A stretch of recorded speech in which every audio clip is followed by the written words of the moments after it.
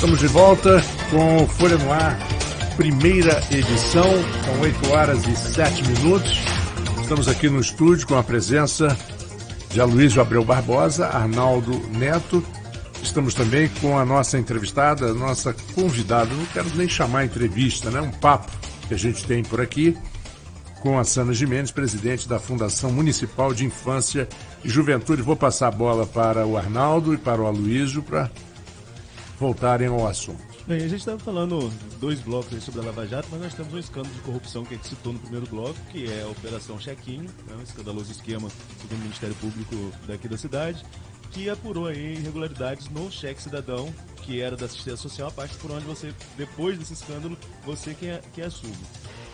Os acusados nesse esquema falam muito também em perseguição, em uma atuação conjunta de Ministério Público e Polícia Federal. Como que você avalia a Operação Chequinho num todo e os seus impactos, principalmente quando você assume a pasta? Como que você pega essa situação?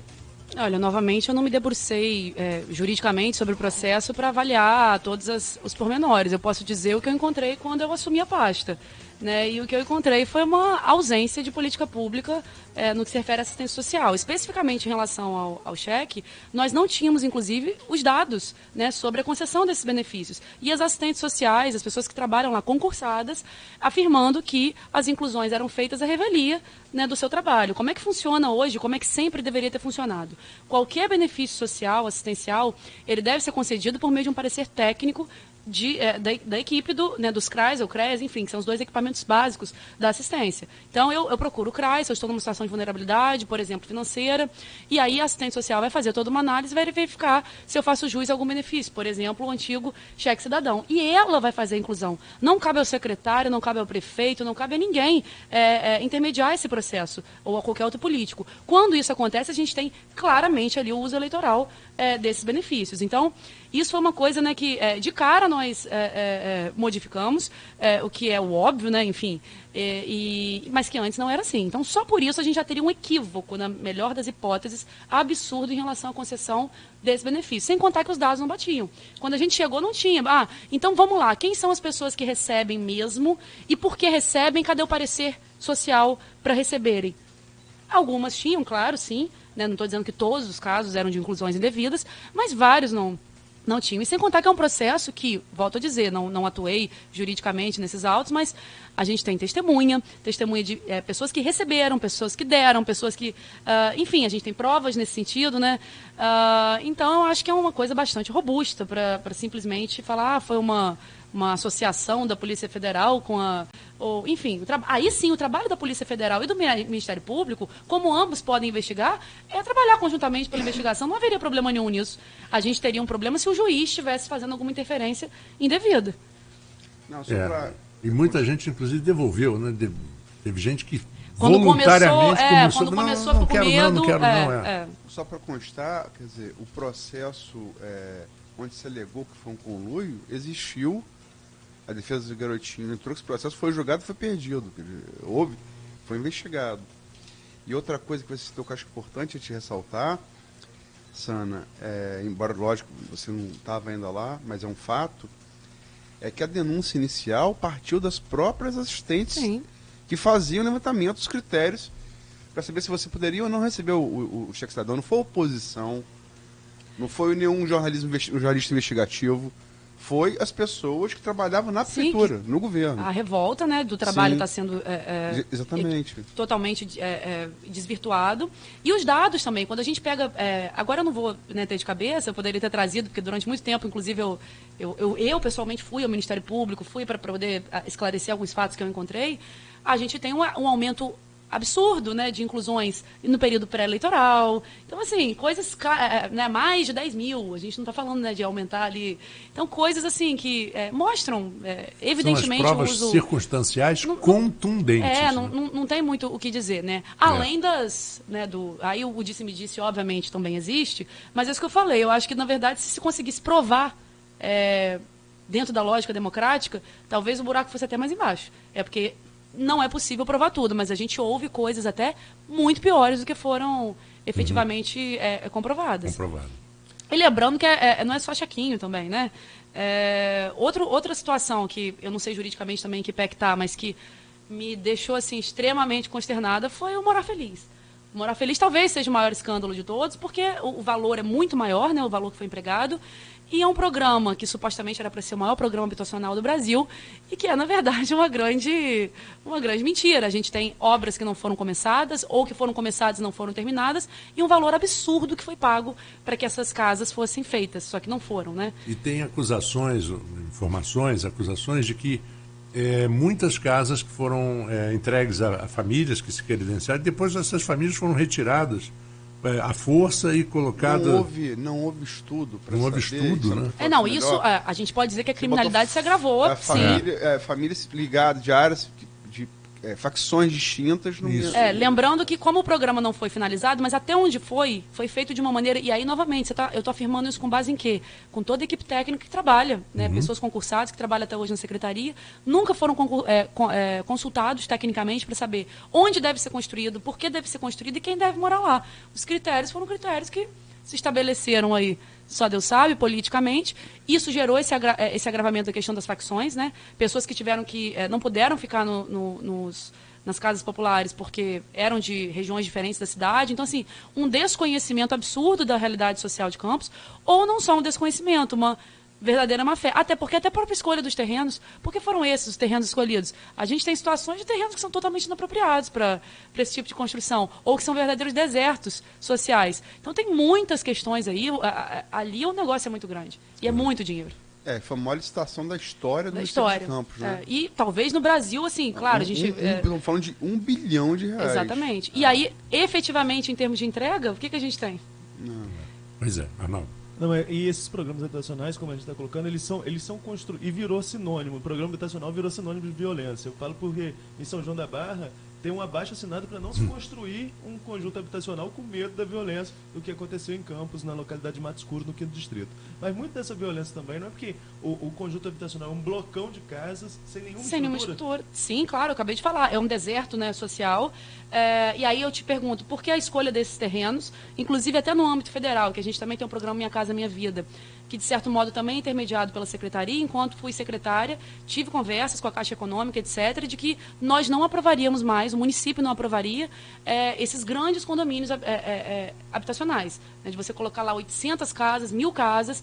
A lógica deve ser outra, a gente deve falar de pequenos empreendimentos em regiões mais centrais, porque aí a gente tem toda uma rede, né, de serviços públicos.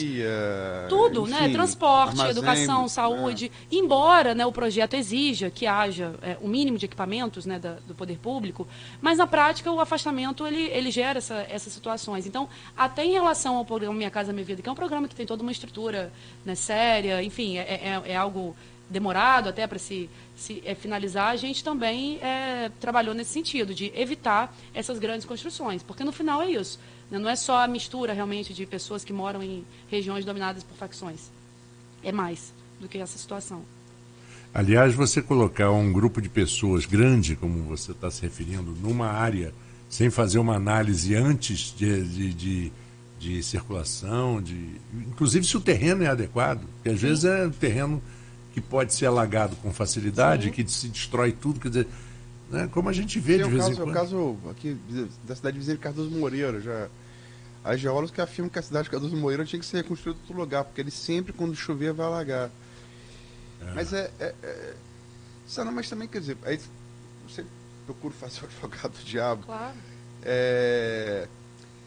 Quem chegava de Campos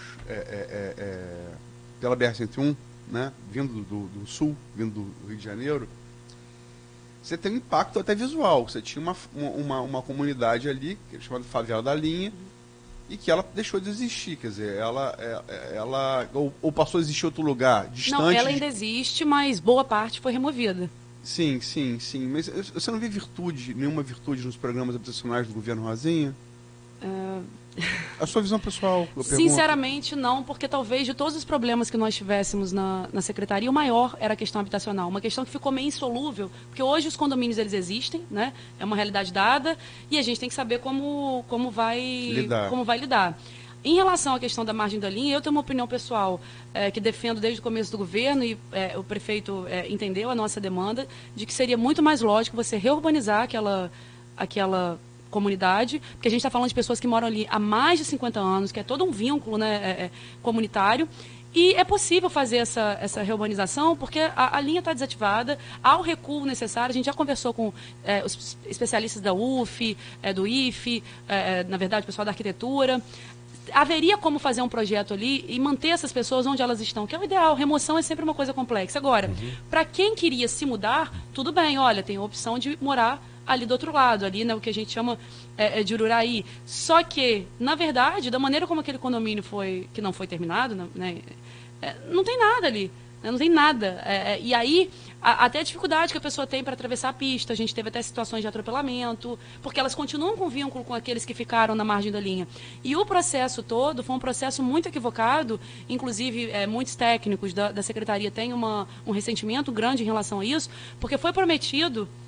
E usaram os técnicos para isso, que seria feito um processo, não, vocês poderão escolher, se vocês decidirem se mudar para Ururaí, vocês vão ter acesso a isso, isso e isso, e nada, na verdade, foi concretizado. A gente tem um condomínio que não foi terminado, né? Pessoas que tiveram sua casa... quando você faz a remoção, a casa ela deve ser destruída, né, para que não haja uma outra ocupação irregular.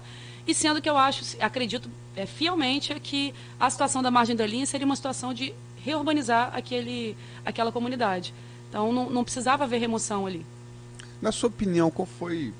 O governo Rosinha foi 8 anos, o Rafael está chegando agora no 2 anos e meio, terceiro ano do mandato, para concluir.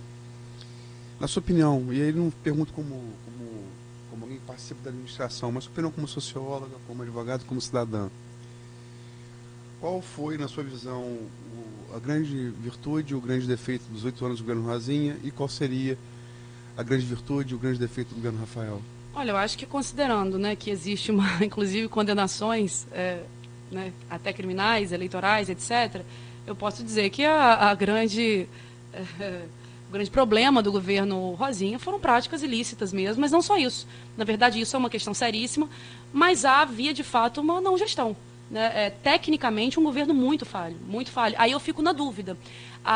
Era falho tecnicamente porque as pessoas, de fato, não tinham competência para isso ou porque a incompetência possibilita a prática de atos ilícitos, né? Então, a gente fica na dúvida aí, ou se é uma combinação das duas coisas. Eu acho que essa é a grande vantagem do governo Rafael. E aí eu falo muito tranquilamente, porque eu não sou uma pessoa política, não vou ser candidata a nada, aceitei esse convite porque acreditei no projeto, como continuo acreditando. A grande questão é fazer algo que, do ponto de vista eleitoral, inclusive, é ruim, mas é preciso arrumar realmente, como se usa essa expressão, que eu nem gosto tanto, mas arrumar a casa, arrumar toda essa bagunça administrativa que havia, e fazer isso, né, com menos recurso do que o governo anterior tinha. Então, eu vou pegar o exemplo da secretaria, que eu ocupei durante 2 anos. Nós ali, com todas as suspensões que tivemos que fazer em relação ao próprio... Desenvolvimento humano social que você está falando. Desenvolvimento humano social. Tivemos que fazer suspensões no antigo cheque, que virou cartão cooperação, no antigo restaurante popular. E, no entanto, eu falo hoje com absoluta segurança, e vocês podem fazer essa pergunta a um servidor concursado, que não tem compromisso nenhum com o governo Rafael Diniz. Eu digo assim, né, de ter que agradar o governo Rafael Diniz. Como funciona hoje o nosso trabalho lá? Né? Então, assim, a maneira técnica, como os CRAs passaram a funcionar muito melhor, inclusive tendo menos programas de transferência de renda para oferecer à população. Então, fazer política, realmente, política pública de assistência social, foi isso que a gente conseguiu. Isso, inclusive, a gente vê na própria relação que a gente tem com o Judiciário e com o Ministério Público, que inquéritos civis que foram arquivados, né, ações também que foram resolvidas, porque a gente trabalhou nessa lógica. Então, acho que essa é a grande vantagem. Né? Agora, do ponto de vista eleitoral, talvez as pessoas, né, aquela questão que a gente discutiu anteriormente, as pessoas têm pressa, as pessoas não entendem muitas vezes questões jurídicas, burocracias, até a questão de, às vezes, o município estar negativado e você não conseguir um recurso que você poderia conseguir com o governo federal.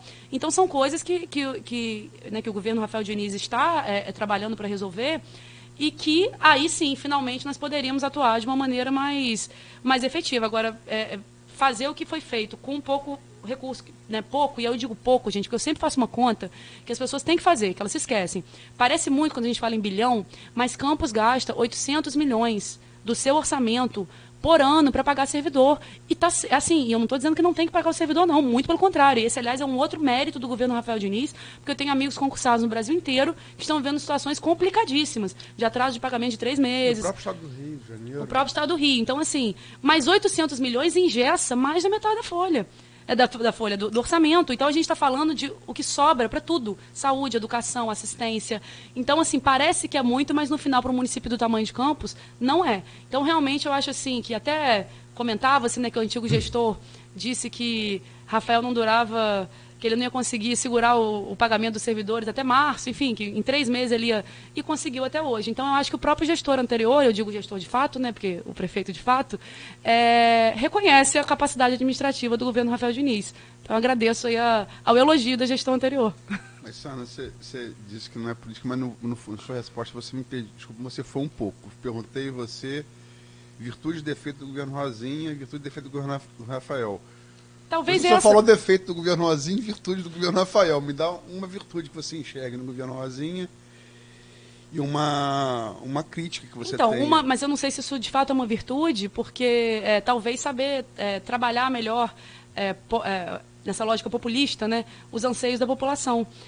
E levar isso de uma maneira mais clara para as pessoas, né?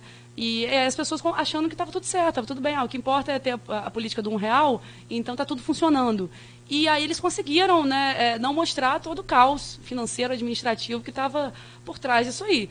Não sei se de fato é uma virtude, mas... Você acha que o primeiro governo Rosinha foi um governo no mínimo razoável? Melhor do que a segunda gestão, com certeza, né? Mas a gente tem que lembrar também que aí toda uma lógica política mais complexa, né? Campos já vinha de um histórico de outros governantes que também deixaram a população um pouco ressentida. Então ela entrou com até pessoas que não votariam nela normalmente votaram. Preço do barril do petróleo, dinheiro, assim. É difícil fazer um elogio, não é porque eu não seja uma pessoa justa. Acabei de falar aqui que eu já defendi, inclusive juridicamente, o próprio ex-governador, em certas situações do processo dele que eu achei que foram equivocadas. Mas, assim, para tudo que foi gasto, para tudo que foi feito de maneira equivocada, realmente é assim, a herança maldita que nós vamos carregar durante muito tempo ainda, em razão dessa má gestão e dos malfeitos também, né, que foram feitos aí com dinheiro público. Na verdade, se você leva 20 anos com malfeitos, você não consegue corrigir. Não, em 2, 3. Em 2, 3, certamente não. Não, mas em relação assim, que é o carro de Aquiles do governo Rafael, vamos ficar, só para ficar na sua área específica, quer dizer, você me falou, suspendeu o cheque cidadão, depois carta de cooperação e o restante popular, e os dois estão aí na promessa de voltar ainda esse semestre que se inicia. Estamos agora no dia 2 de julho. Né? Você não está mais... Quer dizer, você está em algumas áreas... É uma pasta correlata, mas não é mais... mas não é mais... Como é que está... Porque um dos principais calcanhares de Aquiles do governo, inclusive de gente, você é uma militante de causas progressistas desse grupo, é justamente a ruptura desses programas sociais. Você não acha que isso seria uma coisa a ser retomada para ontem, não, por exemplo? A ruptura ela era necessária, né, naquele primeiro momento, porque financeira. Não só uma questão financeira, de fato, né, nem era questão financeira, pelos equívocos. A maneira como o cheque cidadão foi concebida, na minha visão, uma maneira equivocada, e aí a gente pensou num outro projeto para isso, e também o antigo restaurante popular, né? Porque assim, a lógica, eu brinco assim, o problema da política do R$1 é que ela vale isso aí mesmo, R$1, assim, ela não tem uma previsão, ela não tem uma base de futuro. É simplesmente você baratear determinados serviços públicos, etc., e sem perceber o impacto que isso aí pode ter efetivamente. Então, assim, precisava ser revisto, e foi, e a gente construiu um outro projeto para essas duas áreas. E agora, assim, como eu não estou na pasta, não posso fazer essa afirmação, mas realmente está na hora de... A Marcão teve que já afirmou que seria... Então agora realmente está na hora de retomar, e nesses moldes aí, num molde realmente de uma política pública de assistência, não da coisa de R$1. Né, R$1 por R$1, né? Simplesmente. Que é um cobertor curto, aliás, curtíssimo, né? Porque não só por garotinho, não cobre. como também pelo... Desculpa, Marco. Não. Como também por parte da população, sobretudo a população mais carente, o governo Rafael, muitas vezes, ele sofre críticas por ser um governo que não olharia para essas classes menos favorecidas. Você acha que isso é injusto? Por quê? Não acho que é injusto, porque o cerne do problema do governo anterior foi justamente o cheque cidadão. Então, assim, falar que isso não precisava ser revisto né, seria absurdo, inclusive, seria equivocado da nossa parte se isso não fosse colocado. O restaurante popular também precisava, né, na nossa concepção, trabalhar de uma outra forma, mais integrada a uma política de segurança alimentar, né, porque é isso que eu estou dizendo que faltou muito na gestão anterior. Política pública mesmo, né? E não simplesmente ideias aleatórias, né? Tipo assim, tive uma boa ideia, quero coisas que a gente acaba sabendo. Aqui eu acho que devia construir um condomínio de interesse popular. Por quê? Porque eu gosto do menino que mora ali e ele precisa de uma casa. Histórias verídicas, a Cidade assim. da Criança é um belo exemplo Ou disso, tipo né? isso, vamos construir... A Disney. Então, assim, onde estão os técnicos? Onde estão... E aí, de repente, talvez... Teve um que falou Pink Disney. A Mas Disney rosa. Mas foi assim mesmo, parece. Então, Mas, enfim. eu lembro até desse episódio do Pink, né? Você pintar equipamentos públicos com uma cor vinculada a um candidato, isso é de uma... rosaço. Isso é de uma... Roxo paixão. Eu não sei nem dizer exatamente qual é a palavra, mas é algo assim bastante até patológico, né? Mas ela já tinha se dado mal com essa história da rosa, na época daquele que a rosinha era a rosa era o símbolo de Leonel Brizola, do partido, PDT, né? do PDT. Você lembra muito bem. Criaram no centro umas lixeiras Na especiais. verdade, era o símbolo da Internacional, da Internacional Socialista, que depois veio veio com Brizola, PDT. Aí você lembra que fizeram de concreto umas caixas no centro com a rosa em baixo relevo. Lembra disso, Luiz? Que era lixeira. Aí virou uma brincadeira que pegou mal para ela. O ponto de virada, e isso eu me lembro que eu era garoto, mas me lembro muito disso. O ponto de virada na campanha da eleição de 89, onde Garotinho, assim, você via que ele chegaria, não tinha 2 turnos, a Constituição estava aprovada, mas ela só valeria para esse municipal próxima. Isso. Aprovada em 88, mas valeria só de presidente para a próxima a prefeito. Foi a Marcha das Rosas, que saiu da Praça São Salvador e foi até o Mercado Municipal. Quer dizer, a rosa... Aí estou falando uma defesa também, que não é defesa, mas é ser justo, ela está presente desde o início ali do movimento. E para quem participou daquilo, foi realmente uma coisa emblemática. Né? E, logicamente, que o nome dela é Rosinha, e aí... Agora, exageros foram cometidos e alguns realmente, no final, chegaram à beira de um certo ridículo, né? Mas a Rosa está presente e tem uma história desde o início. Eu tenho uma pergunta para a Sandra, gostaria de ouvir a sua opinião. Quando você assume um governo, um prefeito, qualquer cargo majoritário, você tem combinação de 2 coisas. Uma combinação de como administrar a cidade, pegar os problemas que ela tem, tentar resolvê-los, e um outro problema fundamental que muitos esquecem, ou que fazem só isso, é a comunicação disso. Né? Eu tenho percebido, por exemplo, a gente dentro do jornalismo e convivendo um pouco mais dentro da história, a gente sabe das dificuldades que a cidade estava. Mas aquele povo que pagava R$1 pelo ônibus e pelo almoço, não sabe. E ele não foi comunicado, e não ficou claro. Aqui Dom Rifan falou que faltou muito na comunicação de Rafael. Eu acho que Rafael não comunicou. Então muita gente não sabe a dificuldade que o governo passou para acertar as contas. E isso prejudica muito. Passou e passa, né? Passa. Sim, aí talvez, então, né, apontando qual seria um defeito do governo, talvez o fato de Rafael ser de fato um gestor e permitir que os técnicos atuem da maneira como eles têm que atuar, como é o meu caso, e nós que não somos do tradicional jogo político, eu vou dizer assim, né, a parte mais técnica do governo Rafael, talvez nós não compreendêssemos naquele momento como essa comunicação deveria funcionar. Né? Quem já é do jogo político, entende melhor isso, né? Eu achava, por exemplo, no começo, o que eu achava? Olha, eu já estou fazendo o trabalho que tem que ser feito, está sendo realizado da forma certa, então não preciso, vamos dizer assim, provar que está sendo realizado da forma certa. Mas a mulher de César, ela tem que ser honesta e tem que, né, parecer que é honesta. É o caso da política, né? E talvez, por essa questão de ser um governo mais técnico, com atores que não vieram desse jogo, né, tradicional da política, tenhamos falhado aí nesse processo, né, da comunicação, mas acho que tudo é um processo de aprendizagem. aprendizagem também. Acho que hoje eu tenho uma outra dimensão sobre isso, eu e outros colegas que vieram desse setor. E Rafael, ele dá muita autonomia para que os secretários atuem dessa maneira. É uma pessoa muito, muito fácil de lidar, assim, de reconhecimento de trabalho, etc.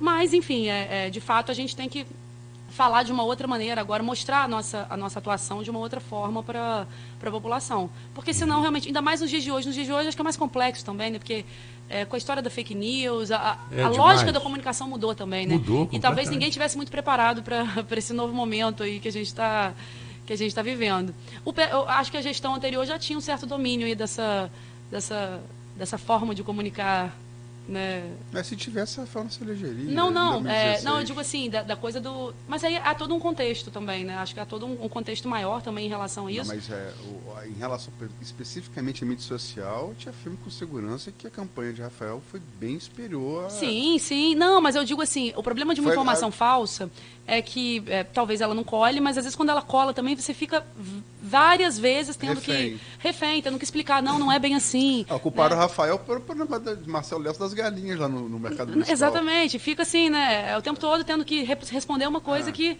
Então, nesse sentido, acho que há Goebbels era um visionário. Por isso que muitas vezes é bom você se adiantar. Do mal, mas visionário. É você se adiantar, você chegar e dizer, olha, a situação é essa e nós temos que fazer isso. Sinto muito, mas o governo, às vezes, para corrigir tantos erros, ele não pode ser muito simpático. Sim. Infelizmente, não é verdade, Luiz? É doloroso. Você tem que cortar na carne certas coisas, mas isso tem que ser publicitado de alguma forma, senão as pessoas acham que você está prejudicando o povo. Você está com raiva do povo. É uma maldade, ou então que é um desapreço pela população mais carente. Essa da maldade é um dos fakes mais comuns hoje em dia. Não, eu acho engraçado, assim, porque as pessoas que acusam, né, que Rafael é um governo elitista, é um menino de elite. Bem, Rafael mora no mesmo lugar a vida inteira, né, mora em Guarulhos, inclusive. Eu acho engraçado que quem acusa não mora nem em Campos. A pessoa quer falar de uma cidade onde ela não reside. Então é algo assim, é algo muito esdrúxulo, né, o que a gente tem que defender. Vou falar de que reside em Campos, vou ficar quieto, porque eu já falei tanta coisa em relação a isso. Mas eu acho que essa é uma informação que o povo deveria ter mais claro. São pessoas que não residem na nossa cidade e querem falar da nossa cidade. Eles não vivem as consequências das decisões ruins que eles tomaram, né? Eles estão lá em outro local. Rafael está lá em Guarulhos, trabalhando para construir um novo município. Agora, Sana, você mesmo admitiu aí que a parte de comunicação, você no início achou que bastava fazer o que você achava que era certo tecnicamente, numa que você viu que precisava comunicar isso melhor. Logicamente que é uma adequação que a experiência te trouxe. Uhum. E é uma crítica também feita ao governo Rafael. A chamada, que se fala de maneira pejorativa, a patota do auxiliador, né? É o que se fala. E você, de certa maneira, faz parte disso. Uhum. Embora tenha uma vida muito ligada à militância progressista. Você acha que faltou experiência, faltou cabeça branca no governo? E você acha que, no seu caso, entrou Marcão, na saúde, eu falo na desenvolvimento social, depois entrou Ábido, pessoas com mais cancha política para, de repente, equilibrar esse jogo? Eu acho que talvez no começo foi um governo muito técnico, né? Não acho que o fato, né, de sermos mais jovens, né, seja necessariamente uma questão negativa, até porque, se a gente pensar, esses atores tradicionais da política, eles entraram na política até com menos idade do que nós que estamos agora, né? Então, e permaneceram. Mas eu acho que é importante, assim, pessoas que tenham mais essa visão de como funciona a lógica da política, e não há nenhum demérito nisso, né, quando a gente fala da lógica tradicional da política. Eu, inclusive, tenho bastante dificuldade de fazer essa criminalização da política tradicional como é feita atualmente, porque a gente vê que essas pessoas que vendem a suposta nova política, na verdade, tem outros interesses ali bastante estranhos, articulados a eles. Mas, enfim, talvez sim, né, a presença de pessoas que tivessem também mais esse gingado político aí, que nós não tínhamos naquele momento. Mas eu acho que isso tudo é uma questão de experiência. Acho também que precisava de gente, por outro lado, que tivesse essa disposição e que não tivesse vinculações realmente políticas para tomar determinadas decisões, que inclusive têm impactos eleitorais, e Rafael bancou isso de uma forma muito difícil, inclusive para o o próprio mandato, e eu acho que, naturalmente, agora as pessoas estão vendo que isso tem resultado, né? Que isso tem resultado e que política pública tem que ser feita dessa maneira, né? Não tem como fazer de outra forma. Pediria a Luísio a última pergunta. Eu até por estar com saudade aqui, eu vou passar para Arnaldo? Arnaldo. A bola com você, Arnaldo. Eu peço desculpa, Renato, porque eu estava nessa volta sem aqui, problema. Sem problema. Sana, o Aloysio chegou a falar que você continua na Fundação, não está mais na assistência social diretamente, mas está na Fundação Municipal da Infância e Juventude. Eu aproveitar que você destacar essas ações que estão sendo colocadas nessa área especificamente, mas que também falasse sobre essa perspectiva de retomada de programas sociais.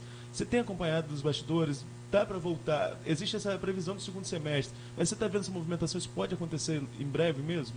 Sim, acho que sim, né? Porque esse, inclusive, foi o planejamento que a gente deixou antes de assumir uma outra função no governo. São programas importantíssimos, tá? Então, assim, de maneira alguma aqui criminalizar ou dizer que política assistencial não deve ser feita. Eu, até pela minha trajetória, né? Sendo ou não fruto da auxiliadora, e sendo ou não uma pessoa de classe média, como sou e assumo isso. Eu não estou endossando, claro. Porque é falado. Claro, mas sempre militei, né, em pastas progressistas, sempre tive, né, do lado do social, vamos dizer assim. Então, acredito na assistência social. Aliás, me apaixonei ainda mais pela política de assistência, por ter tido essa oportunidade, né, de estar à frente dessa pasta. E hoje a gente trabalha numa área correlata, né? Porque a Fundação da Infância e Juventude também trabalha com política socioassistencial, mas voltada aí especificamente, né, para crianças e adolescentes. Então nós temos lá uma série de ações, vamos dizer assim, preventivas e também atuando na alta complexidade quando já existe a violação de direitos de crianças e adolescentes. Como assim?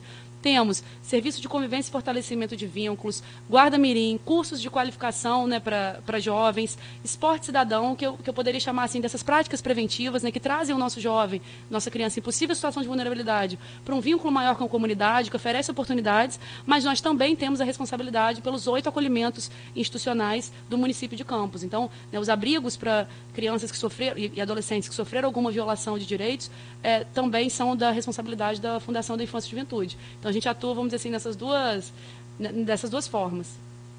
Só mais uma pergunta, você me desculpa, que eu esqueci, que se eu não fizer, aquele nosso amigo ali do churros me mata aqui. Vai dar um tapa no meu peito daquele que eu vou cair para trás. Aliás, ele prometeu trazer churros aqui e até hoje não trouxe. Mas tudo bem. Você me deu um tapa no peito, carro 2 quase me derrubou, mas enfim, tá tranquilo. Se reclama muito hoje os comerciantes ali do calçadão da coisa as pessoas em situação de rua. Fala usuário de crack, que fica difícil.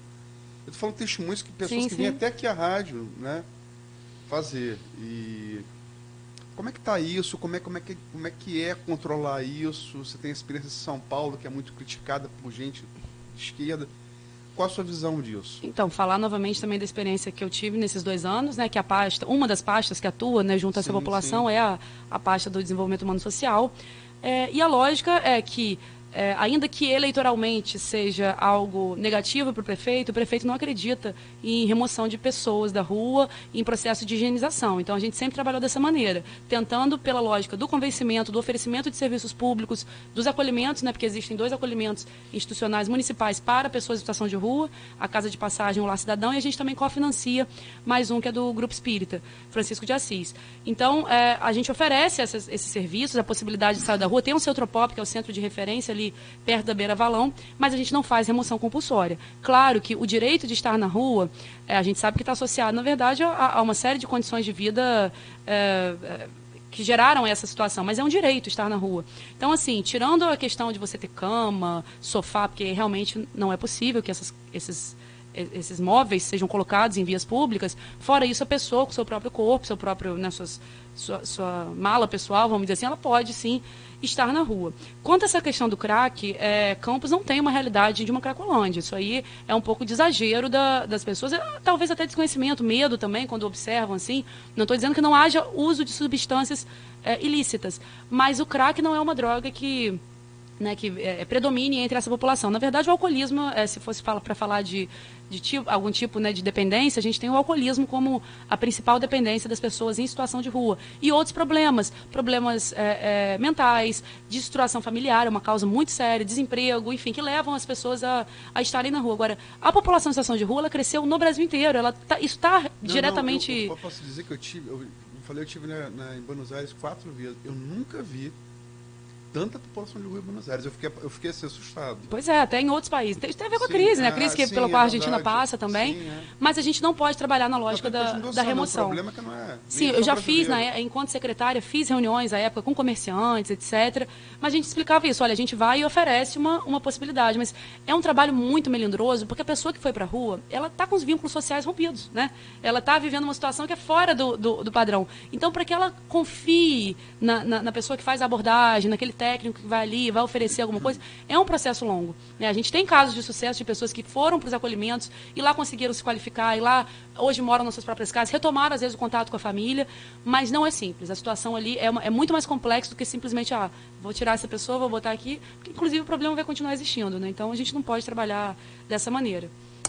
Muito obrigado, Sana, pela sua presença, pelas explicações, pela sua posição, por ter dividido um pouco esse espaço conosco, que eu, como falei, vou falar de novo, prefiro não chamar de entrevista, prefiro chamar de um bate-papo animado. E só para corroborar o que a Luiz falou, Homeless, né, é uma instituição nos Estados Unidos, o morador de rua, o cara que não tem. O mundo inteiro passa por isso. Está na natureza humana. E Campos ainda tem uma posição que é estratégica para isso, né, que é a passagem de 2 estados. E tem outra coisa também, o clima pelo menos não causa morte. E lá em lugares como os Estados Unidos, Chicago, as pessoas morrem na rua, no verão e no inverno. Como é que eu sei E Campos, por ser um polo, é verdade. E a gente teve até situações de outros municípios que fretaram mães verdade. para que essas pessoas viessem morar aqui. Quem falou isso aqui? Marcão. Ele sabe o que então, assim, até isso a gente viu. Tem assistência de saúde boa, sim, né? Mais melhor que outros locais, né? Mas agora, como a Patsana falou também, quer dizer, tem política... Não tem solução rápida e simples para isso, não sabe? Existe, não verdade. existe. Né? Se é isso, não existe Estados mágica, Unidos, não existe mágica. Pois é. Mas eu entendo que as pessoas não fiquem incomodadas, ficam com medo, às vezes achando que existe ali o possível uso, a formação de uma Cracolândia, mas isso não procede. Não tem formação de Cracolândia em Campos. Ainda bem. Porque o comerciante tem a entidade de calário, que sobretudo aqueles comerciantes que ficam ali depois de 6 horas, tem nos abordado, tem reclamado bastante, por isso que eu repassei a demanda. Claro. Bom, mas endossar o agradecimento de Arnaldo, obrigado, Sana, foi muito bom. Falamos sobre várias coisas, acho que Arnaldo também deu falando nacional, do local. Obrigado aí pela oportunidade. Eu que agradeço o convite, estou à disposição sempre que quiserem. E as portas abertas. Obrigada. Bom, vamos a um pequeno intervalo, eu volto para dar um passo final no programa daqui a pouquinho. Vocês falaram do Real ontem, dos 25 anos? Não falamos. Vamos falar um pouquinho. Daqui a pouquinho. Vamos ao intervalo e voltamos já. A rede de drogarias Leopoldina, hoje com 10 lojas.